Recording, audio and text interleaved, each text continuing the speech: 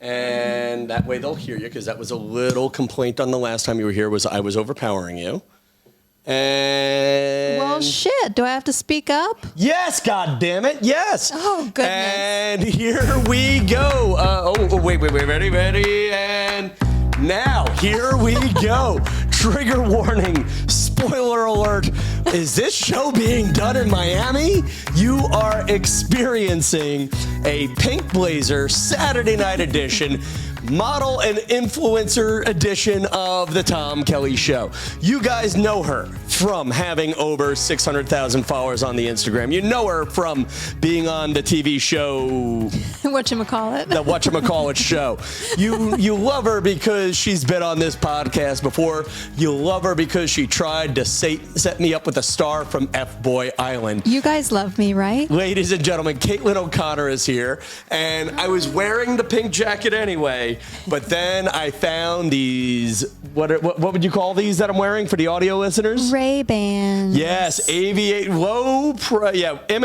Ray-Bans. Oh, they're from the Bahamas resort I was at. This might be the best $4 I've ever... No, actually, this is a lot more than $4. For sure, those were $1. They were... Oh, they're probably worth $1 now, but they're worth $1 million on this face, baby. So you're experiencing the Tom Kelly Show, if I haven't said that already. Caitlin O'Connor is here. Caitlin, tell everybody what we've been doing today. It's been why are you in New York? Hi, everybody. Can you tell everyone what... I'm staying at Tom's house. She's on Nico's sofa. Yes, it's actually... I've never met a sofa I didn't like, but this is exceptionally comfortable for all of you out there. But okay. no, I'm here at New York Fashion Week, and I was modeling today for Revolve. They had a little art gallery pop up. Nothing to see here, folks. Yeah, and then just a funny one, because I saw my friend David Brody and Skerry Jones of the Brooklyn Boys podcast for their steak meetup tonight.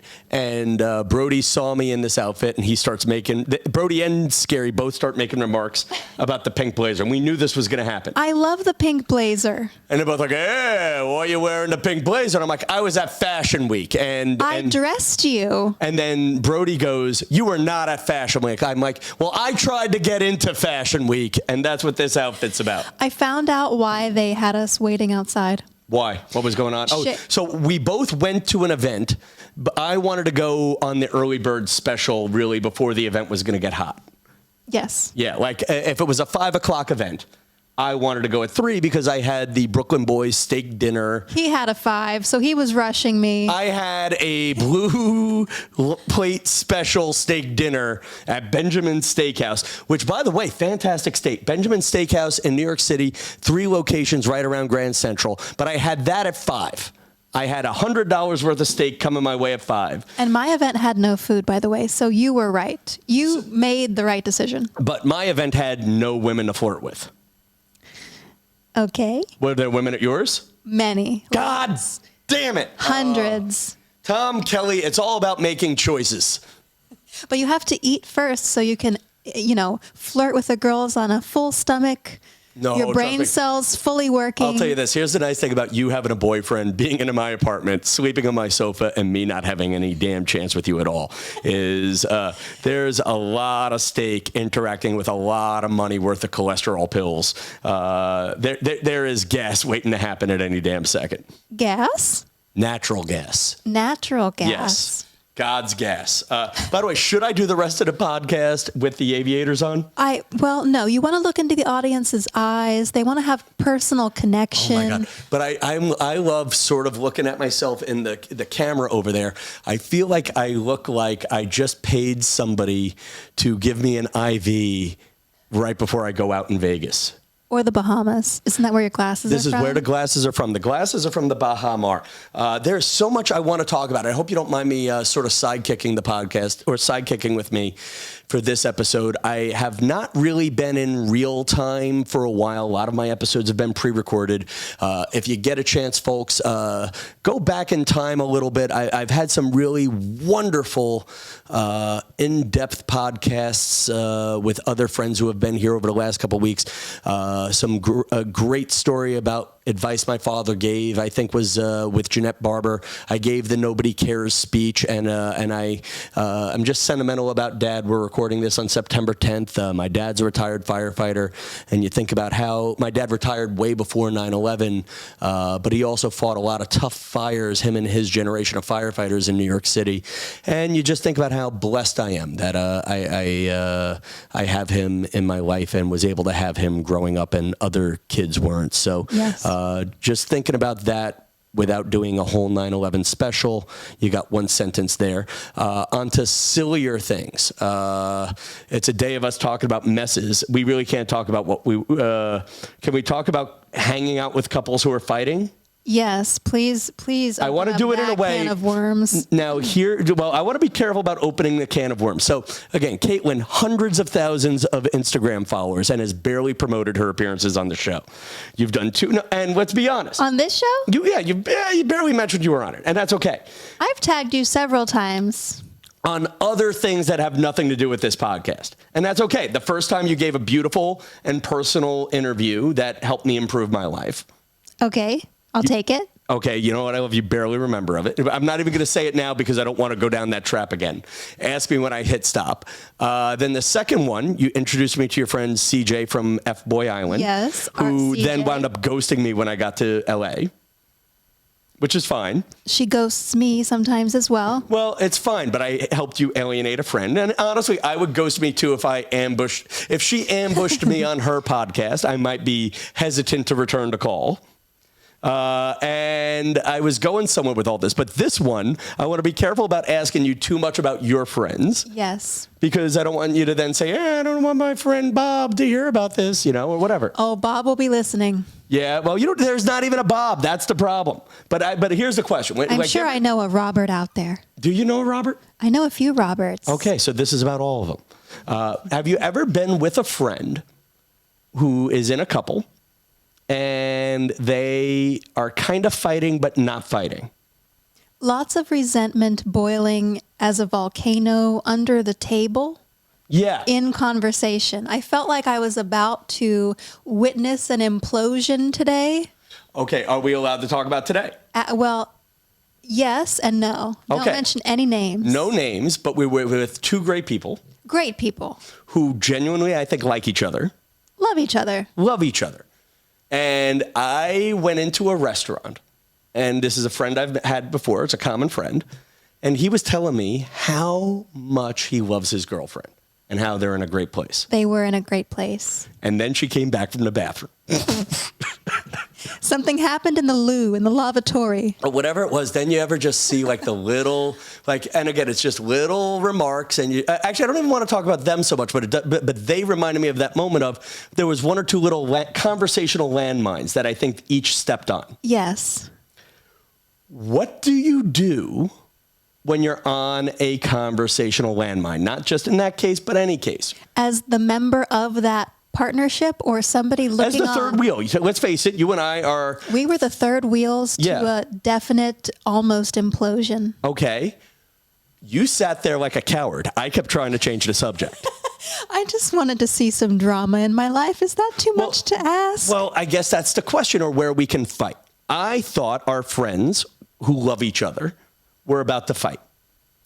They were fighting with their eyes, for sure. And I was trying to change the subject. You were doing a marvelous job. I was failing at that, whereas you... My eyes had glazed over, and I was just waiting for the attacks to start so I can... But so what do? You try to diffuse it? Do you take the side of your friend? I feel obliged to take the man's side in a lot of these fights. I would agree that you would have to take the man's side. And also, our friend was picking up the tab, so I couldn't quite... Oh, yes. So I couldn't take her side. I have to take her side. Why? Girls before what's Bros the phrase? Before hose was the outdated phrase, yes. Okay, yes. Part of that Girls before girls. Okay, but yeah. Gerbils. Girls before gerbils for sure.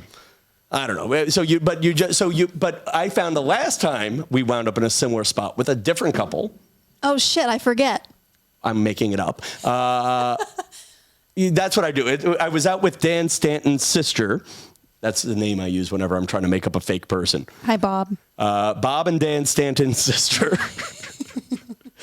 And you went to the bathroom with Dan Stanton's sister while I was upstairs with Bob.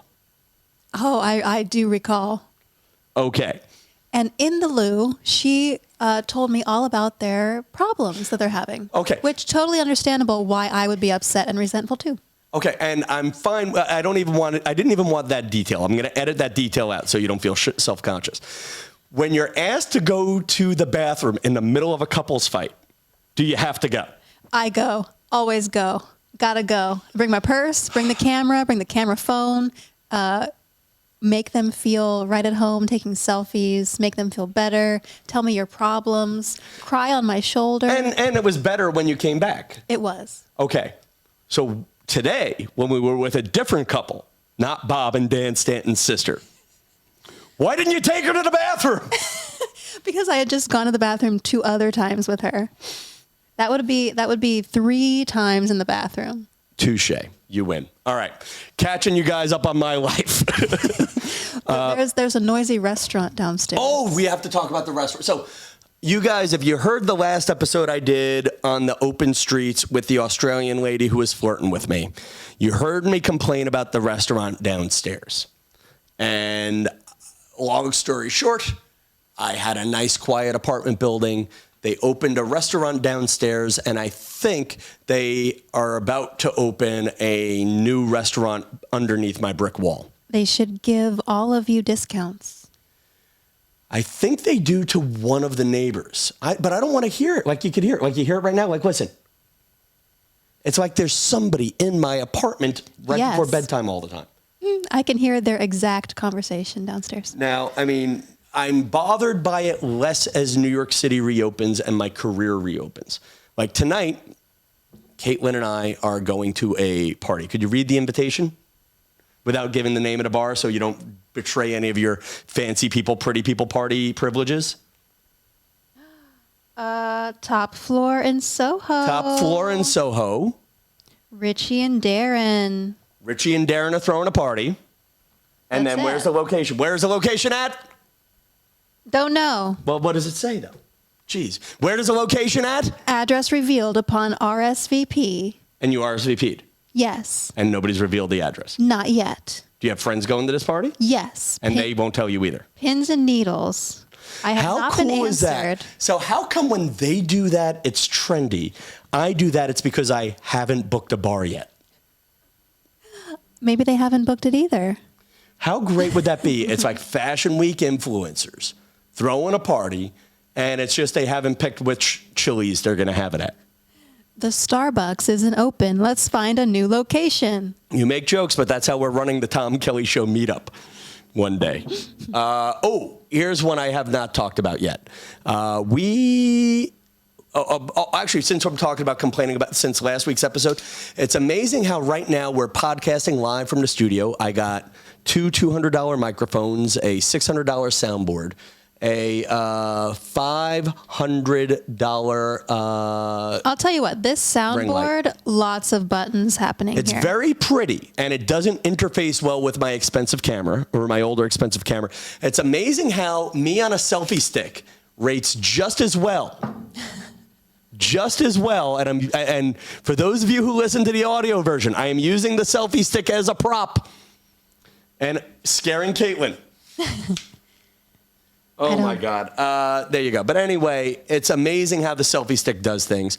I'm going to give you the headset, and I'm going to tell you a little bit about my career at Good Morning America. People love inside scoops on TV I want things. inside scoops on TV things. It's not quite an inside scoop, but when you're as famous as me one day, Caitlin, and it's coming, you stick with it.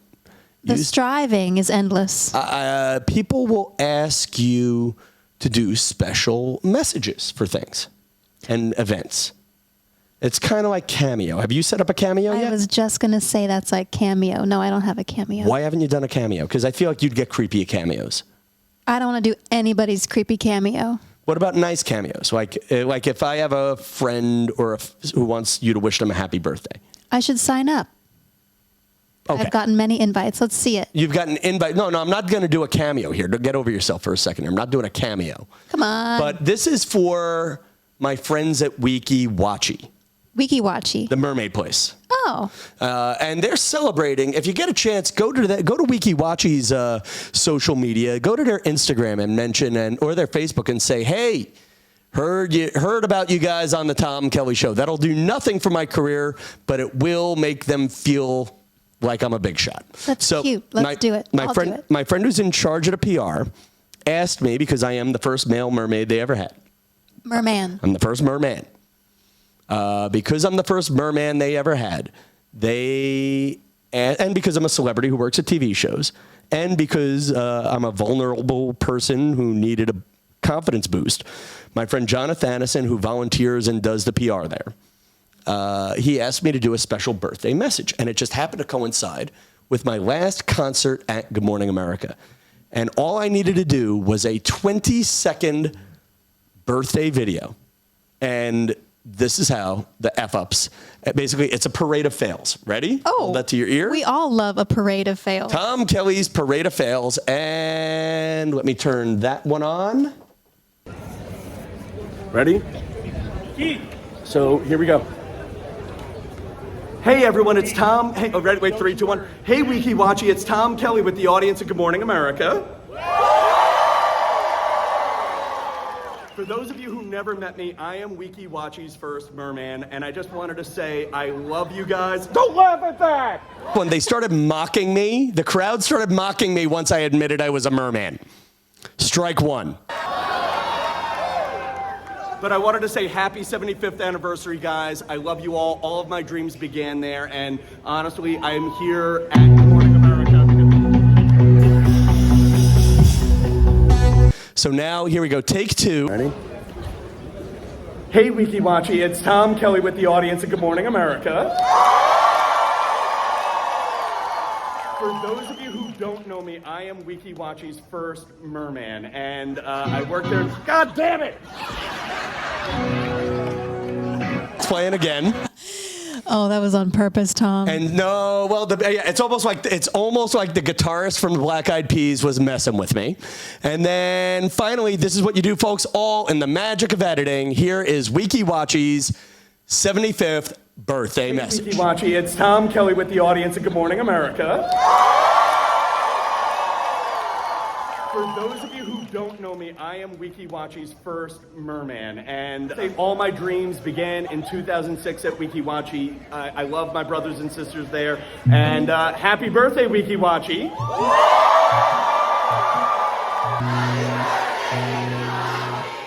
It's amazing how a crowd of 7,000 Black Eyed Peas fans makes you look so much more important than a green screen in your kitchen. It but really we're in does. the Bahamas, damn it.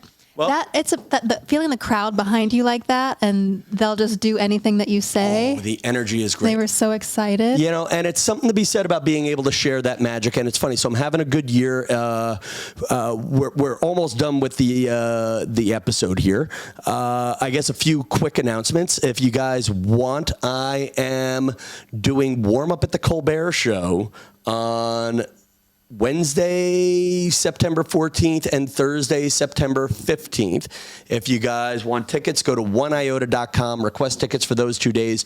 I have no control over it, but those are the days I'll be there. Don't ask me for VIP tickets because I'm not a VIP either, and I'm just a sub, but if you want to support and you love Colbert, those are the 2 days to go there. And yeah, if you guys, maybe we should organize a Tom Kelly Show meetup. We were talking about this with Incogfredo, Fred the mailman. Probably going to be sending you a message for a birthday message. Oh, hi, Incogfredo. Set up your Cameo accounts now. That's about it, guys. Magic Mirror time. I want to say hi to my friend Dave from Meriden, Connecticut. I see you in the Magic Mirror. I see Paul, Special, ABC, Legendary Sound Guy. I see you in the Magic Mirror.